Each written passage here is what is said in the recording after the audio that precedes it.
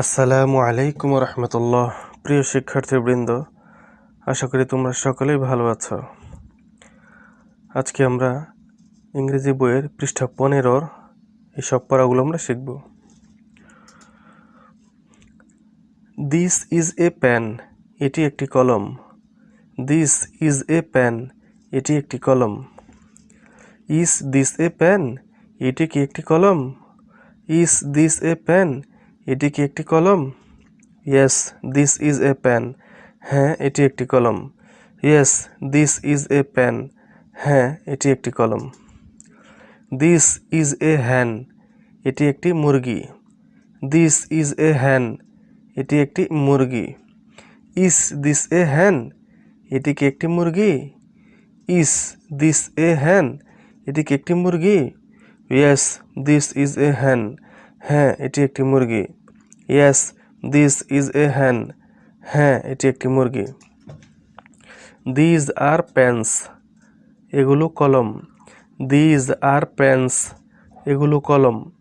These are hens, এগুলো মুরগি। These R hens, এগুলো মুরগি। These are pens and hens, এগুলো কলম এবং মুরগি। These are pens and hens, এগুলো কলম এবং মুরগি। এখন আমরা 15 পৃষ্ঠার এই যে নিচের শব্দার্থগুলো শিখব। এই শব্দার্থগুলা: প্রপার অর্থ উপযুক্ত। প্রপার অর্থ উপযুক্ত। টেবিল অর্থ টেবিল। হাট অর্থ কুঁড়ে ঘর। হাট অর্থ কুঁড়ে ঘর। ফ্লাওয়ার অর্থ ফুল। ফ্লাওয়ার অর্থ ফুল। এগ অর্থ ডিম। এগ অর্থ ডিম। মুন অর্থ চাঁদ। মুন অর্থ চাঁদ। স্কাই অর্থ আকাশ। স্কাই অর্থ আকাশ। পেন অর্থ কলম। পেন অর্থ কলম। হ্যান অর্থ মুরগি।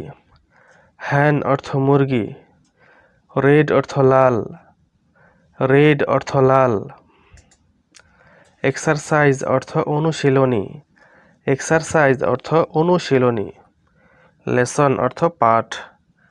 লেসন অর্থ পাঠ। লুক অর্থ তাকাও। লুক অর্থ তাকাও। সে অর্থ বলা। সে অর্থ বলা।